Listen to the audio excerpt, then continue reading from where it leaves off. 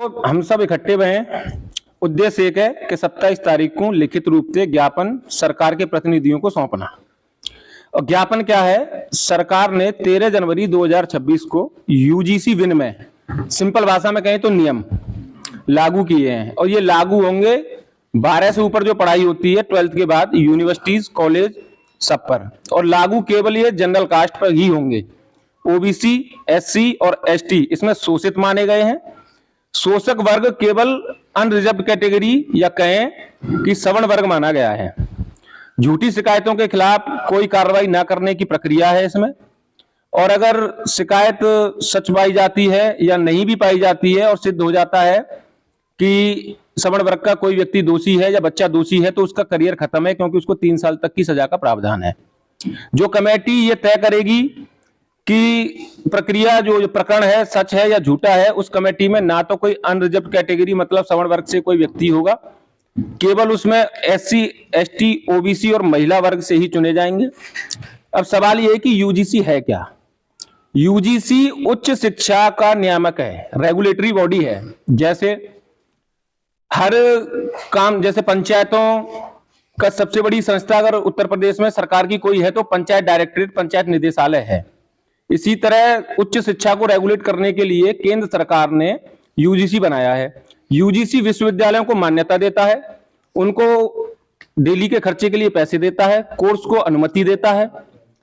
तो उनमें जब सवर्ण कैटेगरी के बच्चे पढ़ेंगे तो आपसी भेदभाव को रोकने के लिए कुछ नियम बनाए गए थे 2012 में। उन नियमों का नया वर्जन अब 2025-26 में आया है। इन नियमों का विरोध पूरे देश में हो रहा है, और विरोध केवल इसलिए हो रहा है क्योंकि इसमें दोषी मान लिया गया है सवर्ण समाज को। इसलिए हमें संतुलित होकर अपना ज्ञापन लिखित रूप से सरकार के प्रतिनिधियों को 27 तारीख को पंचायत भवन उस पार आबादी में सौंपना है। हम पूरे संतुलित व्यवहार के साथ ये करेंगे।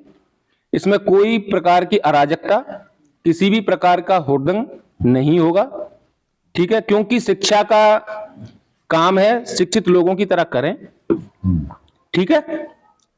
और कृपया 27 तारीख को ज्यादा से ज्यादा संख्या में यहां आएं और इस आंदोलन को आगे बढ़ाएं। देश भर में आंदोलन हो रहा है, हमें इसका हिस्सा बनना चाहिए।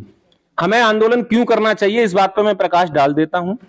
कारण यह है कि पहले हमें उच्च वर्ग बताकर हमसे हमारी जमीनें ली गई, फिर यह बताकर कि अभी ये पढ़े लिखे ज्यादा हैं, फिर आरक्षण के नाम से हमारे रोजगार छीने गए।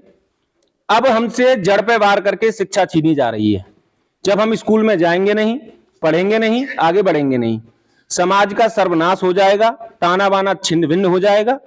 इसलिए इसका विरोध करें और खूब पुरजोर तरीके से करें, लेकिन संयमित तरीके से करें। हुड़दंग ना मचाएं, अराजकता ना फैलाएं, आए अपनी बात रखें, ज्ञापन सौंपें, और अपनी बात को मैं यहीं खत्म करता हूं। सतीश, देखिए हमारे युवा साथी हैं सतीश भाई, इन्होंने अपनी बात रखी। इन्होंने अपनी लिए बात नहीं रखी, हमारे जितने भी सर्व समाज के जो लोग हैं, इन्होंने एक मांग पत्र बनाया है अपने स्तर से। और वही हमारी कल यहाँ माननीय विधायक जी जहाँ आए थे, इन्होंने एक बात रखी थी कि विधायक जी ये हमारा एक विचार है कि इस पर भी आप कुछ कहें। तो उन्होंने कहा भाई मैं सत्ता का प्रतिनिधि हूं, हम लोग, आप लोग यहाँ हमसे कहोगे, हम लोग जो भी मान लो विधायक हैं, सांसद हैं, जिलाध्यक्ष हैं, जिला पंचायत अध्यक्ष हैं, वो सब लोग जाकर के उच्च अधिकारियों को ऊपर अपनी बात रखेंगे। और यही होता है। पहले हमारे जो भी युवा साथी हैं वो 22 साल तक या 20 साल तक मेरे ख्याल से भर्तियां देख सकते थे, ऐसा कुछ था। उस टाइम हमारे जीतू जो पुलिस में लग गए हैं कुछ युवा साथी हमारे, उस टाइम ये विरोध उत्पन्न हुआ था, मगर वो छोटे स्तर पर उत्पन्न हुआ था। तो उस टाइम भी हम लोग यहाँ से काफी लोगों के साथ मैं विधायक, माननीय विधायक मेघश्याम जी के यहाँ गए थे हम।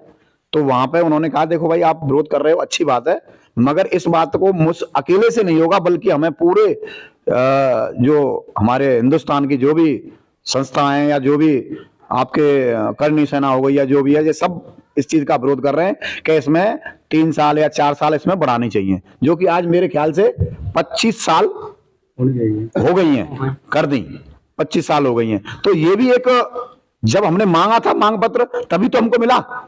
आज हमारा साथी, युवा साथी 25 साल तक अपनी भर्ती देख सकता है। ऐसे ही ये है, अगर हमारे युवा साथी पढ़ रहे हैं तो किस लिए पढ़ रहे हैं कि कुछ बने।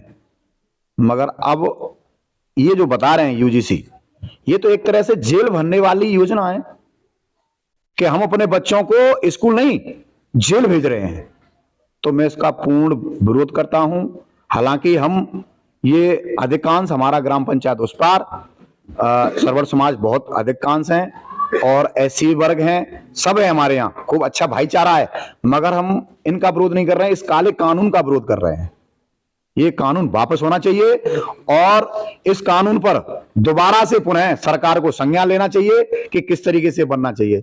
ये जो बनाया है इसका हम नहीं, हमारे सभी युवा साथी जो हिंदुस्तान में युवा साथी है, वो टोटल, चाहे वो करनी सेना हो या कोई भी हो, मैं सभी से आग्रह कर रहा हूं, निवेदन कर रहा हूं कि इसका भरजोर विरोध करें और करना भी होगा। अब एक नई बात, हमारे यहां ग्राम पंचायत उस पार में नवीन जी, नितिन नवीन जी आ रहे हैं 27 तारीख को हमारे ग्राम पंचायत उस पार में। तो वो भी एक सवर्ण समाज से हैं, तो मैं उनसे भी आग्रह करूंगा कि वो हमारी बात को संज्ञान से लें और इस पर अपने विचार अगर हो सकते हैं तो यहां रखें, नहीं तो अपनी सरकार में तो उन्हें रखने ही पड़ेंगे। हम अपना बड़े शांतिपूर्वक तरीके से उनकी यहां मीटिंग कराएंगे और मीटिंग होगी और उसके बाद हम अपना ज्ञापन भी देंगे।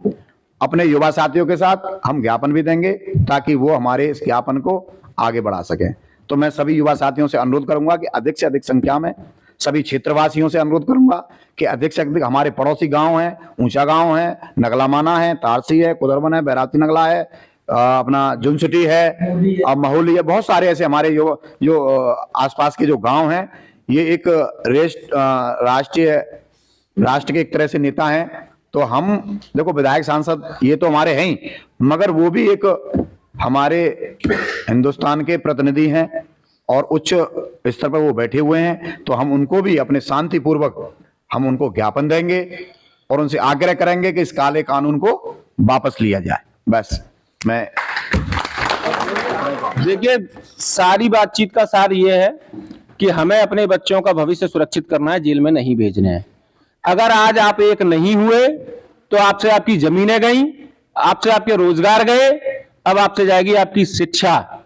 याद रखिए, शिक्षा जाने के बाद आपके पास सिवाय मजदूरी और दोयम दर्जे के नागरिक के सिवा कुछ नहीं रहेगा।